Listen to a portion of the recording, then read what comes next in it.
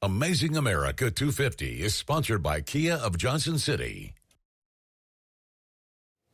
Well, today is a very special day here at News 5 WCYB. We are celebrating 70 years on the air today. It was August 13th, 1956, when WCYB signed on for the very first time. This morning, we're taking a look back at some of the milestones that led to today as we celebrate a major milestone this evening on News 5 WCYB beginning at 5. Check out some of our history. 1956. Dwight D. Eisenhower sat in the Oval Office. Elvis Presley had dominion over the radio dial. The Winter Olympics had been broadcast all over the world for the first time. And all of America loved Lucy and Ed Sullivan. But on August 13th, transmitters and antennas hummed, living rooms lit by the soft glow of television screens as families across our region tuned in and WCYB hit the airwaves. I have a younger brother, and of course we were always fighting over the TV, and at that point there was nothing to watch but one station. So when it got to be two stations, there was a constant fight between the two of us. When WCYB first crackled across the TV screens, it was broadcasting temporarily from the Hotel General Shelby while waiting on completion of WCYB's first station on Cumberland Street. Those first newscasts were live at 6 and 11 p.m. for 15 minutes and produced by a 5-person news team. A guy named Ed Spiegel was the first. They didn't even call them news anchors, they were announcers. And he was the first person that I remember reading the news.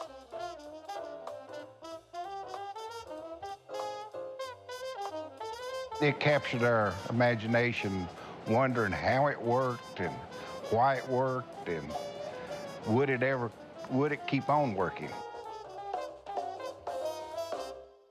Apart from its nightly news coverage, the station had an abundance of original programming, all produced in-house. They had these shows, these game shows that were locally produced. Kitty College, Classroom Quiz, Club Quiz.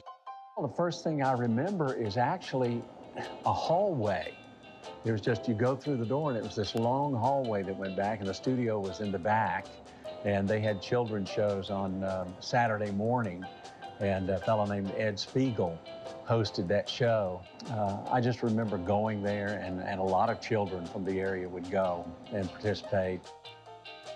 I remember, watching all the different cartoons and things like that. And matter of fact, was on WCYB in the 3rd grade because I was one of the participants at Mary Hughes School for Kitty College. We got down to the last round. I answered my first 2 individual questions correctly, but we got to the 3rd round, and in the 3rd round, you could confer with the others.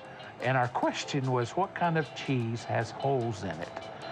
None of us knew. I had 2 other young ladies that were on the show with me, and our final answer was pimento. So, big fail there, but didn't work out.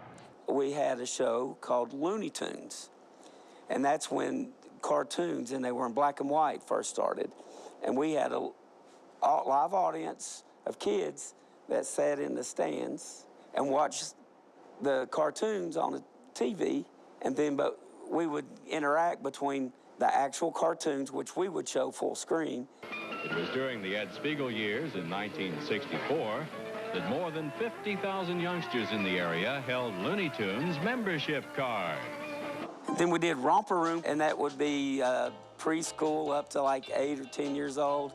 And we had a host named Miss Ann, and she would read through her magic glass and read stories.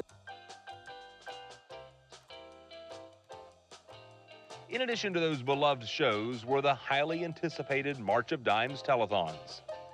I would go around the neighborhood and collect for a neighborhood collection for the March of Dimes, then come down here and hang out for an hour or so.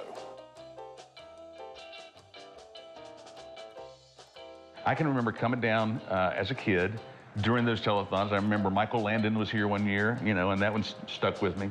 Telerama Weekend is just about here.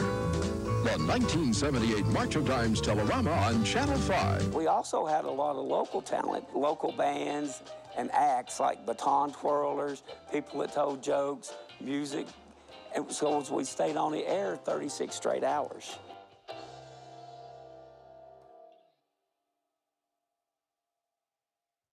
And we have a special coming up tonight beginning at 5, looking back at our history. And then join us tomorrow in Cumberland Square Park in downtown Bristol for our block party celebration.